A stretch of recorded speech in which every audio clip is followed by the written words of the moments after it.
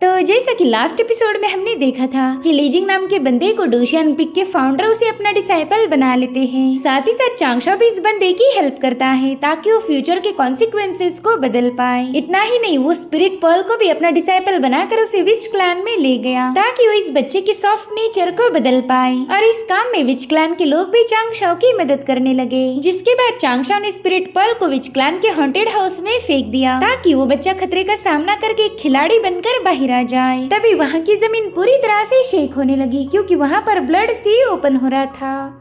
अब आगे तो इस एपिसोड की शुरुआत में हम डीजंग और उसके कुत्ते डेटिंग को देख पाते हैं, जो कि एक बड़े ही खूबसूरत लेक के किनारे बैठे हुए थे और फिर उसी लेक में से एक गोल्डन कलर का लोटस बाहर आने लगा। और अब हम देख पाते कि उस लोटस में एक बंदा बैठा हुआ है। साथ ही डीजंग उसे मास्टर बोल रहा था, यानी कि जीफंग टाओइज्म का दूसरा सेंट होगा।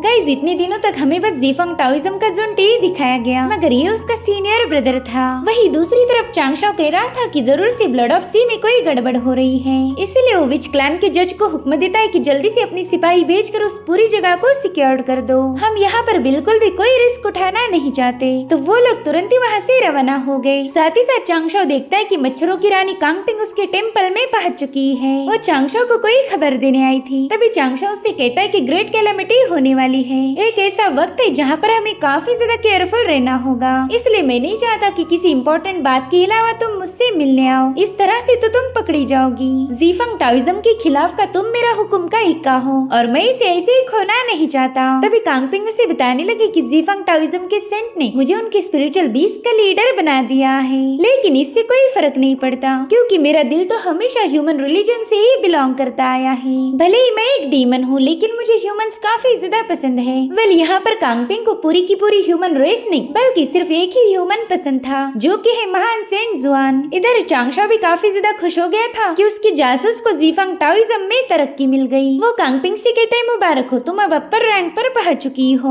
और अभी भी तुमने मेरा साथ नहीं छोड़ा, जो कि मेरे लिए काफी बड़ी खुशी की बात है। तो चलो काम की बात करते हैं। बताओ आज तुम्हारा यहाँ पर आना कैसे हुआ? तो कांगपिंग कहने लगी कि जीफंग टाओइज्म की हरकतें देखकर ऐसा पता लग रहा है कि वो लोग जंग में पीछे हट रहे, शायद हेवन से पंगे लेने का उनका इरादा बदल चुका हो। और ये मैं इसलिए बोल सकती हूँ क्योंकि जिन डीमंस को उन्होंने पनाह दी थी अब वो उन्हीं डीमंस को खत्म कर रहे हैं। ये ग्रेट डीमंस काफी ज्यादा भयानक है, मगर फिर भी उन्हें मौत की सजा दी जा रही और इस मैटर को हैंडल करने की जिम्मेदारी मुझ पर सौंपी गई है, जिस पर चांगशा कहता है कि ये तो होना ही था। वैसे भी आज न कल जीफंग टाओइज्म की तबाही कंफर्म है। अगर उन्हें द ग्रेट कैटास्ट्रॉफी में सरवाइव करना है तो अपने बर्डन को कम करना होगा। उन पर कई सारे पापों का बोझ है और जब तक वो अपने इन सीन्स को खत्म नहीं करेंगे उनकी मेरिट नहीं बढ़ने वाली। उनके पास मेरिट से भरे हुए टोटल 12 गोल्डन लोटस है। अगर वो अपने पापों का बोझा कम नहीं करेंगे तो ये लोटस सप्रेस हो जाएंगे, फिर तो जीफंग टाओइज्म को डिस्ट्रॉय होने से कोई भी बचा नहीं सकता। अच्छे काम करना जीफंग टाओइज्म के लिए तो सबसे मुश्किल टास्क होगा, लेकिन अब उनके पास दूसरा कोई चारा नहीं, उन्हें तो लाइन पर आना ही होगा। तभी कांगपिंग कहती कि मेरे पास एक और खबर है। दरअसल जीफंग टाओइज्म ने सिक्स पाथ ऑफ रीइंकार्नेशन के डिपार्टमेंट को करप्ट किया है। जो देख मुझे ऐसा फील हो रहा था कि ये लोग रीइंकार्नेशन के प्रोसेस में कोई न कोई गड़बड़ी करने वाले हैं। जो सुनते ही चांगशा तुरंत ही समझ गया था कि जीफंग टाओइज्म रीइंकार्नेशन के डिपार्टमेंट को हथियाना चाहता है। अगर वो इस काम में कामयाब हो गई तो ग्रेट कैलामिटी के वक्त वो लोग अपने रीइंकार्नेशन फॉर्म्स का एज अ फाउंडेशन यूज कर सकते हैं। अगर रीइंकार्नेशन पाथ उनके हाथ लग गई तो ढेर सारे इमॉर्टल सोल्जर्स और मास्टर्स क्रिएट करेंगे। उनके पास एक विशाल आर्मी फॉर्म हो जाएगी, जिसके चलते हेवनली कोर्ट और डाओ से खतरे में पड़ जाएंगे। मेरे ख्याल से ब्लड सी में जो अनयूजुअल एक्टिविटी हुई थी वो इसी से कनेक्टेड है। अब अगले सीन में हम देखते हैं कि चांगशा के लिए सेंट टाइजिंग ने ढेर सारे ट्रेजर्स भेज दिए हैं ताकि मुसीबत के वक्त चांगशा उनका यूज कर पाए। वही दूसरी तरफ महान सेंट जुआन गहरी नींद में थे कि तभी अचानक से उनकी नींद खुल गई। वो देखते कि उनके पास जो मैप मौजूद था वो अपने आप गायब हो चुका है। दरअसल ये जब गहरी नींद में सोए हुए थे तभी उनका मैप सेंट टाइजिंग ने चांगशा की तरफ भेज दिया था। वही दूसरी तरफ चांगशा कह रहा था कि सेंट टाइजिंग ने मुझे इतने सारे ट्रेजर गिफ्ट किए हैं तो मुझसे उम्मीद करते होंगे कि मैं इस बार कोई गड़बड़ी ना करूं, तो मैं भी उन्हें बिल्कुल निराश नहीं करूंगा। अब मैंने आगे की प्लानिंग बनानी चाहिए। तो चांगशा तुरंत ही अपने व्हाट्सएप ग्रुप पे एक मैसेज भेजता है। वो कह रहा था कि मुझे एक जरूरी मिशन को अंजाम देना है। अगर उसमें कोई भी गड़बड़ी हुई तो मैं चाहता हूँ कि आप लोग मुझे सपोर्ट करो। तो उसे सबसे पहला रिप्लाई मिला कॉन्गशुन से। वो चांगशाओ को बता रहा था कि महान सेंट जुआन तो जुआनडो सिटी को प्रोटेक्ट करने में बिजी है, लेकिन तुम्हें परेशान होने की जरूरत नहीं। अगर कोई भी गड़बड़ी हो गई तो मैं तुम्हारी मदद करने पहुँच जाऊंगा। वही दूसरी तरफ जाओ गोंगमिंग को भी ये मैसेज मिला था। वो कहता है मेरे भाई तुम्हारे पास तो महान सेंट टाइचिंग के पावरफुल ट्रेजर्स है, साथ ही साथ तुम हेवन के इनविंसिबल पर्सन हो, लेकिन इनविंसिबल होने का मतलब ये नहीं कि तुम्हारी फटती नहीं होगी। लेकिन तुम बिल्कुल टेंशन मत लो, तुम्हारा बड़ा भाई तुम्हारी मदद करने जरूर आएगा। वही दूसरी तरफ हम डुबाओ डाओरेन को देख पाते हैं, जो कि खुद की बहादुरी की परीक्षा लेने के लिए विच क्लैन के हॉन्टेड हाउस में पहुंच चुके थे। वो चांगशाओ को बताते हैं कि मैं कई सालों से डरा नहीं था, मगर इस जगह ने तो मेरी ऐसी की तैसी कर दी। खैर अगर मुझे हार्ट अटैक नहीं आया तो मैं जरूर से तुम्हारी हेल्प करूंगा। वही दूसरी तरफ इमॉर्टल टाई कहने लगा कि चांगशाओ तुमने मेरे स्पिरिट पल पर बहुत बड़ा एहसान किया है, तो उसका मास्टर होने के नाते मुझे उसका एहसान चुकाना होगा, वरना इस बार तो मैं तुम्हारी जरा भी मदद नहीं करने वाला था। जिस पर जानरेन कहते इमॉर्टल टाई हमेशा झगड़े करना सही नहीं होता, हम दोनों भी चांगशाओ की मदद करने जरूर जाएंगे।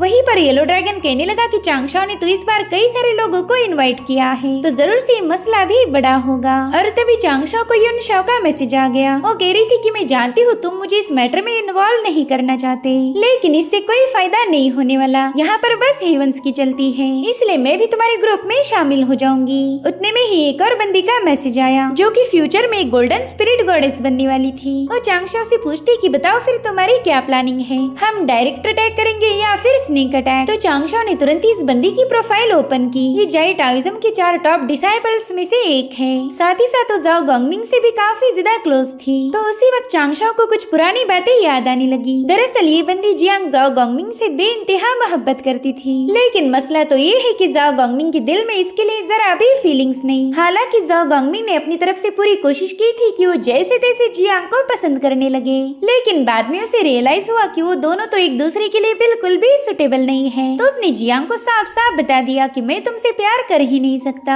जिससे जियांग का दिल टूट तो गया, मगर फिर भी वो जाओ गोंगमिंग की अभी भी अच्छी दोस्त है। उसकी कहानी सुनने के बाद तो चांगशाओ काफी ज्यादा हैरान हो गया। वो कहता है कि जिस इमोशन को समझने के लिए लोगों को जिंदगियां लग जाती है, वो तो तुमने 20 एपिसोड्स में ही खत्म कर दिए। बड़े भाई मेरे ख्याल से तुमने जियांग को और थोड़ा सा वक्त देना चाहिए था, लेकिन तुम इतने बेसब्रे हो कि 2-4 मुलाकातों में ही उससे रिश्ता तोड़ दिया। खैर अब चांगशाओ की टीम रेडी हो चुकी थी। वो कहता है कि ब्लड सी की कंडीशन क्या है इसके बारे में फिलहाल हमें कोई आइडिया नहीं, इसलिए हमने दुश्मनों को अलर्ट बिल्कुल भी नहीं करना चाहिए। हमें इस मिशन को एकदम सतर्क रह के पूरा करना होगा। जिसके बाद हमें ब्लड सी का सीन दिखाया गया। वो जगह वाकई काफी ज्यादा भयानक थी। चांगशाओ भी अपनी टीम के साथ वहाँ पर पहुँच चुका था, और तभी ये लोग देखते हैं कि ब्लड सी का एक खतरनाक क्रीचर उन पर हमला करने पहुँच चुका है। तो ये लोग भी उस बीस्ट का मुकाबला करने के लिए तैयार हो गए, लेकिन इससे पहले कि वो बीस्ट इन लोगों पर हमला कर पाए उसे एक दूसरे बीस्ट ने निगल लिया। तो ये लोग भी मौका मिलते ही वहाँ से भाग निकले। चांगशाओ सोच रहा था कि ये ब्लड सी तो 4 सीज से काफी ज्यादा अलग है।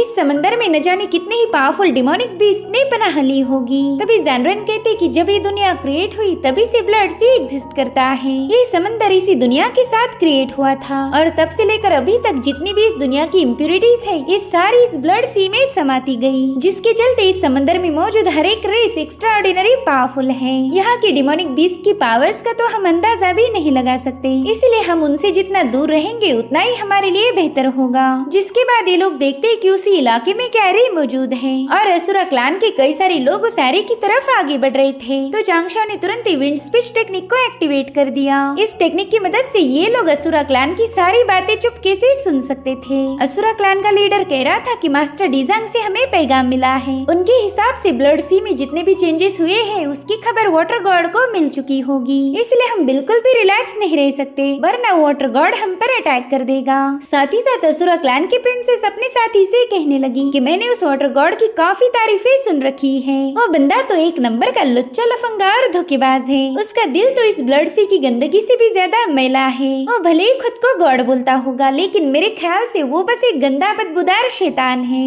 इधर चांगशाओ और उसके साथियों ने उसकी सारी तारीफें सुन ली थी, और उन्हें चांगशाओ को जलील होता हुआ देखकर काफी ज्यादा मजा भी आ रहा था। इमॉर्टल टाई कह रहा था चांगशाओ ये बंदी तुम्हारे बारे में एकदम सच बोल रही है। इधर असुरा क्लान का लीडर अपनी प्रिंसेस से वादा करता है कि अगर वाटर गॉड यहाँ पर आ भी गया तो हम उसका जम के मुकाबला करेंगे। जीफंग टाओइज्म ने हमें इस जगह को गार्ड करने का हुक्म दिया था, तो हम इस टास्क में बिल्कुल भी फेल नहीं हो सकते। वहीं पर डुबाओ डाओरेन कह रही थी कि पता नहीं जीफंग टाओइज्म इस बार कौन सी प्लानिंग कर रहा। उन्होंने तो पूरे के पूरे असुरा क्लान को ही यहाँ पर पहरा देने के लिए बुला लिया है। वहाँ पर जीफंग टाओइज्म ने जो फॉर्मेशन सेटअप किया था उस पर तो चांगशाओ अपने डिवाइन सेंसेस का यूज भी नहीं कर पा रहा था, तो वो अपने मैजिकल ट्रेजर जिसका नाम उसने एल्डर लू रखा था उससे मदद मांगता है। तो एल्डर लू भी तुरंत ही एक्टिवेट होते हुए अपनी इन और यांग फिशेस को ब्लड सी में भेज देता है और वो फिशेस बड़ी आसानी के साथ उस फॉर्मेशन में एंटर कर गई।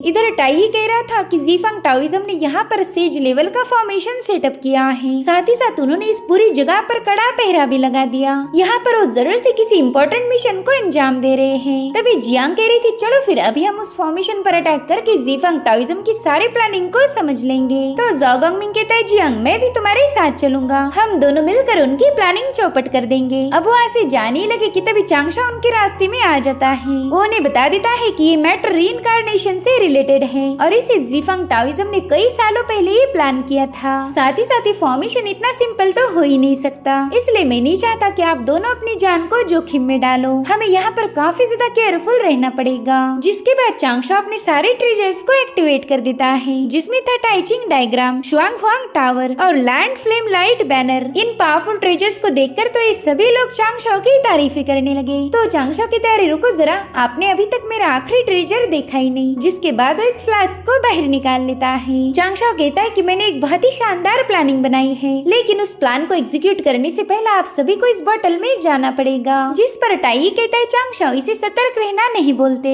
बल्कि इसे कहते हैं प्लान में शामिल होकर भी शामिल ना होना। अब सबसे पहला तो युनशाओ उस बॉटल में चली गई, जो देखकर टाई कह रहा था चांगशाओ तुमने एक बात साबित कर दी कि तुम एक नंबर के डरपोक हो। जिसके बाद उस सभी लोग वन बाय वन उस बॉटल में एंटर कर देते हैं। चांगशाओ इन्हें बस सेफ रखना चाहता है और उसे ही जमाने भर के ताने मिल रहे थे। इधर असुरा क्लान के लोग उस पूरी जगह को गार्ड कर रहे थे, तो इसी पेट्रोलिंग के दरमियान उन्हें एक स्पिरिचुअल ट्रेजर मिल गया, जो लेकर वो लोग सीधे अपने लीडर के पास पहुंच जाते हैं। दरअसल ये वही बोतल है जो चांगशाओ ने प्रिपेयर की थी। इधर वो लीडर उस बोतल को केयरफुली ऑब्जर्व कर ही रहा था कि तभी उसमें से सभी लोग चुपचाप से बाहर आ गए और फिर उस बोतल में से पॉइजनस ऑरा रिलीज होने लगी, जो देखते ही वो लीडर काफी ज्यादा भड़क गया। उन्हें लग रहा था कि जीफंग टाओइज्म ने ही इस बोतल को यहाँ पर प्लांट किया होगा। तो अपने साथियों को बता रहा था कि चाहे हम जीफंग टाओइज्म के साथ कितने भी ईमानदार क्यों ना रहे, वो लोग हमेशा हमारे क्लान के साथ गद्दारी करते आए। अगर ऐसा ही चलता रहा तो हमारा असुरा क्लान पूरी तरह से बर्बाद हो जाएगा, लेकिन मेरे होते हुए ये पॉसिबल नहीं। जब तक ब्लड सी मौजूद है तब तक हमारा असुरा क्लान भी सरवाइव करेगा। चलो आज हम उस जीफंग टाओइज्म को करारा जवाब देंगे। जिसके बाद इन सभी लोगों ने अपनी असुरा क्लान की पावर्स को एक्टिवेट करना शुरू कर दिया,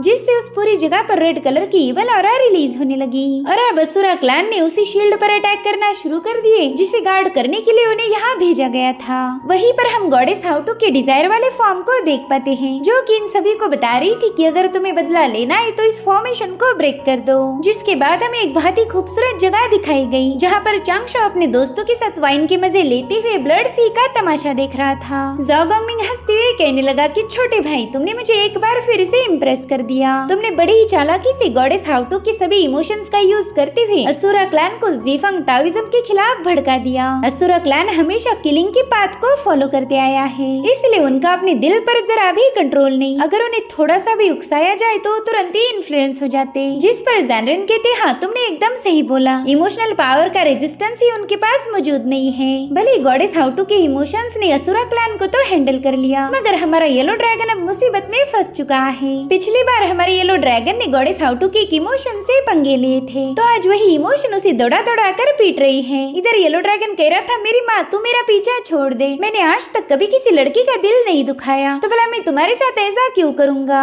लेकिन वो गुस्से वाली इमोशन उसकी एक नहीं सुनती, उसे तो बस येलो ड्रैगन को कूटना है। वहीं पर हम गॉडेस हाउटू की सैड वाली इमोशन को देख पाते हैं, जो कि युनशाओ के पास बैठकर आंसू की नदियाँ बहा रही थी। वो अंगूर खाते हुए रो रो के बता रही थी कि बड़ी सिस्टर बचपन से ही मेरी शक्तियों का गलत यूज किया गया, अब आप ही बताओ अगर आपके साथ ऐसा हो गया तो आपको बुरा नहीं लगेगा। तो युनशाओ से समझाते हुए कहने लगी कि तुम उस बारे में मत सोचो, मैं चाहती हूँ कि तुम बस अंगूर खाने पर फोकस रखो। वहीं पर हम गॉडेस हाउटू की डिजायर वाली इमोशन को भी देख पाते हैं, जो कि एकदम शांत से बैठकर चाय के मजे लेते हुए कहने लगी कि इस दुनिया में ऐसा कोई नहीं जो डिजायर को रेजिस्ट कर पाए। और तभी उसके मुंह पर किसी ने पानी मार दिया ताकि वो अपने स्वप्न लोक से बाहर आ जाए, जिससे डिजायर इमोशन काफी ज्यादा भड़क गई थी। वो कह रही थी कि तुम कुत्तों को छोड़कर बाकी सारे सारी दुनिया मेरी मुट्ठी में है। तो उसकी इन गालियों को सुनकर ये सभी लोग हंसने लगे और तभी ये लोग देखते कि वो पूरा इलाका शेक हो रहा है। दरअसल असुरा क्लैन उस फॉर्मेशन को ब्रेक करने के काफी ज्यादा करीब था, लेकिन अचानक से उन्हें रुकना पड़ा क्योंकि वहाँ पर एक और फॉर्मेशन सेटअप होने लगा था, जो देखकर असुरा क्लैन के लोग काफी ज्यादा पैनिक हो गए। उन्हें समझ नहीं आ रहा था कि आखिर यहाँ पर चल के रहा है, और अब देखते ही देखते वो पूरा फॉर्मेशन सेटअप हो गया। तो असुरा क्लैन के कुछ लोग उसमें ट्रैप हो गए थे और बाकी बचे लोग वहाँ से तुरंत ही भागने लगे। और फिर अचानक से वो फॉर्मेशन अंदर की तरफ सिकुड़ते हुए गायब हो गया। उसने अपने अंदर जितने भी ट्रैप हुए असुरास थे उन सभी को खत्म कर दिया था। ब्लड सी के ग्राउंड पर असुरा क्लैन की खून की नदियां बहने लगी थी, जो देखकर जियांग काफी ज्यादा भड़क जाती है। वो कह रही थी कि ये तो एक किलिंग फॉर्मेशन है जिसने आधे असुरा क्लैन को साफ कर दिया। वहीं पर जैनरेन कहते कि ये फॉर्मेशन थोड़ा सा अजीब था। आमतौर पर ये फॉर्मेशन बाहर की तरफ अपनी एनर्जी रिलीज करते हैं, लेकिन ये फॉर्मेशन तो अंदर की तरफ अपनी एनर्जी को रिलीज कर रहा था। मेरे ख्याल से इसे बस शील्ड को ब्रेक करने वाले लोगों को खत्म करने के लिए ही सेटअप किया था। जिस पर येलो ड्रैगन कहने लगा कि अच्छा हो हम चांगशाओ की बात सुनकर वहीं पे रुक गए। अगर हम इस शील्ड को ब्रेक कर देते तो हम में से कोई भी जिंदा नहीं बचने वाला था। और तभी अचानक से वो जगह फिर से शेक होने लगी, जो देख जाओ गॉन्गमिंग कह रहा था कि अरे बाप रे, ये फॉर्मेशन तो एक बार फिर से एक्टिवेट हो रहा है, लेकिन इस बार तो ये अपनी एनर्जी को बाहर की तरफ रिलीज कर रहा है। आप वहाँ की तबाही देखकर डुबाओ डावरेन कहने लगे कि जीफांग के सेंट्स काफी ज्यादा चालाक है। मेरे ख्याल से उन्होंने यहाँ पर ढेर सारे और भी ट्रैप सेटअप किए होंगे, तो हमने जल्दी से यहाँ से निकलना चाहिए। जिस पर चांगशाओ कह रहा था नहीं, ये इतना भी सिंपल नहीं हो सकता, चलो एक बार फिर से मैं तुम्हें सेफ रखूंगा। जिसके बाद चांगशाओ उस बोतल में मौजूद स्पेस से तुरंत ही बाहर आ जाता है और अब उस बोतल को लेकर इधर उधर भागने लगा, क्योंकि उसे पता था कि जीफांग टाओइज्म के सेंट इस पूरी जगह को डिस्ट्रॉय कर देंगे। वहीं पर चांगशाओ के सभी दोस्त उस बोतल के अंदर से जीफांग टाओइज्म की प्लानिंग को समझने की कोशिश कर रहे थे। युनशाओ कह रही थी कि इस आइलैंड पर एक सेंट की ऑरा महसूस हो रही थी। मेरे ख्याल से उन्होंने जरूर से यहाँ पर एक टाइम स्पेस क्रिएट किया होगा। इधर चांगशाओ उस फॉर्मेशन के अटैक को जैसे तैसे डॉज करके वहाँ से भाग रहा था, और तभी चांगशाओ को उस जगह पर एक स्पेस नजर आती है। वो कह रहा था कि शायद ये डोरवे हो सकता है, तो उसने तुरंत ही अपने मैजिकल ट्रेजर एल्डर लू से कांटेक्ट किया। चांगशाओ उससे कहता है कि मेरे लिए प्लीज ये डोरवे ओपन कर दो, वरना ये फॉर्मेशन मुझे खत्म कर देगा। तो एल्डर लू ने जल्दी से स्पिन होते हुए वहाँ की डोरवे को ओपन कर दिया। वहीं पर चांगशाओ उस फॉर्मेशन के हाथों घायल होने की कगार पर था, मगर उसने समय रहते उस पैसेज पर हाथ रख दिया था, जिससे उस किलिंग फॉर्मेशन के सारे अटैक फेल होकर वहाँ पर एक जोरदार धमाका हो गया। अगर चांगशाओ अपने मैजिकल ट्रेजर का यूज नहीं करता तो शायद इस ब्लास्ट में उसके भी चिथड़े उड़ जाते। इधर ये लोग भी चांगशाओ की समझदारी को देखकर काफी ज्यादा खुश हो गए। बेचारे डुबाओ डावरेन की तो डर के मारे पसीने छूट गए थे। वो कह रहे थे अच्छा हुआ चांगशाओ ने उस ट्रेजर का सही समय पर यूज किया, वरना इस ब्लास्ट में हम भी शटर हो जाते। वहीं पर चांगशाओ अपने ट्रेजर के जरिए एक स्पेस टाइम में पहुंच गया था, और वो जगह वाकई काफी ज्यादा खूबसूरत थी। साथ ही साथ वो देखता है कि वहाँ पर ढेर सारी सोल्स रीइंकार्नेशन के लिए रेडी है, लेकिन यहाँ पर चांगशाओ थोड़ा सा कंफ्यूज था। जब भी ऐसी कोई सोल रिलीज होती है तब हाउ टू को पता चल जाता, मगर इस बार six path of reincarnation department को इतनी सारी सोल्स की कोई खबर ही नहीं थी, जो कि बहुत ही अजीब बात है। गॉडेस हाउ टू का काम है लोगों को रीइंकार्नेट करना, तो फिर इतनी सारी सोल उनकी नजरों से मिस कैसे हो सकती। और उसी वक्त चांगशाओ को एक बंदे की आवाज आई। वो कह रहा था वाटर गॉड, अब तुम यहाँ पर आ ही गए हो तो क्यों ना हम दोनों बात कर ले। हमारा जीफांग टाओइज्म तुम्हारे हेवनली कोर्ट और डाओ सिक के साथ फाइट नहीं करना चाहता, इसलिए क्यों ना हम दोनों आराम से बैठकर बात करें। दरअसल ये आवाज थी डिजांग की। उसे वहाँ देखकर चांगशाओ के दोस्तों को लग रहा था कि शायद वो लोग एक्सपोज हो गए। येलो ड्रैगन कह रहा था कि चांगशाओ ने तो अपने सबसे पावरफुल ट्रेजर्स का यूज करके हमें डिसअपियर किया था, तो फिर डिजांग ने हमें कैसे देख लिया। इधर चांगशाओ भी डिजांग को वहाँ देखकर थोड़ा सा हिल गया था, लेकिन वो खुद को समझाता है कि मैंने यहाँ पर बिल्कुल भी पैनिक नहीं होना, वरना डिजांग मुझे कमजोर समझकर मुझ पर अटैक कर देगा। उतने में ही डिजांग कहता है वाटर गॉड, अब तुम यहाँ पर आ ही गए हो तो क्यों ना हम दोनों बात कर ले। हमारा जीफांग टाओइज्म तुम्हारे हेवनली कोर्ट और डाओ सिक के साथ फाइट नहीं करना चाहता, तो क्यों ना हम यहाँ पर आराम से बैठकर बात करें। दरअसल डिजांग यहाँ पर अपनी ही बातों को दोहरा रहा था, जो देखकर ये सभी लोग कंफ्यूज हो गए। इधर चांगशाओ भी डिजांग की सेम डायलॉग 4-5 बार सुनकर पक गया था। इधर टाई बता रहा था कि मेरे ख्याल से जीफांग टाओइज्म का एक ट्रैप है। डिजांग को एक इमेज के जरिए हमें दिखाया जा रहा है, लेकिन हकीकत किसी को पता नहीं थी कि ये आखिर रियलिटी है या फिर कोई इल्यूजन। इधर डीजंग अपनी नींद पूरी करके उठ गया था। वो कहता है मालिक इस बार भी आप बुरी तरह से फेल हो गए। आपको लगा था कि वाटर गॉड यहाँ पर जरूर आएगा, लेकिन वो तो यहाँ पर आया ही नहीं। जिस पर डीजंग जवाब देता है कि तुम बिल्कुल टेंशन मत लो, इस बार तुम्हारा मालिक बिल्कुल भी हार नहीं मानेगा। साथ ही साथ हमारा सेकंड रीइंकार्नेशन टावर बस अब कंप्लीट होने की कगार पर है। वेल सभी लोग डीजंग की बातें सुन रहे थे और वो अभी सेकंड रीइंकार्नेशन टावर का जिक्र सुनते ही पैनिक हो गए। चांगशो भी उस टावर को देख पा रहा था जिसे जीफंग टाओइज्म के सेंट जुनटे ने खुद क्रिएट किया है। मेरे ख्याल से वो अपनी इमॉर्टल सोल्जर्स की आर्मी क्रिएट करने के लिए यही से सोल्स को रीइंकार्नेट करेगा। और अगर ऐसा हुआ तो ये second reincarnation tower heavenly court के लिए एक बहुत बड़ा खतरा साबित होगा। जीफंग टाओइज्म के पास इतनी प्रचंड आर्मी होगी जिसका कोई मुकाबला नहीं कर सकता। और इसी के साथ एपिसोड यहीं पर एंड हो जाता है। Thank you so much for watching. Bye bye, take care.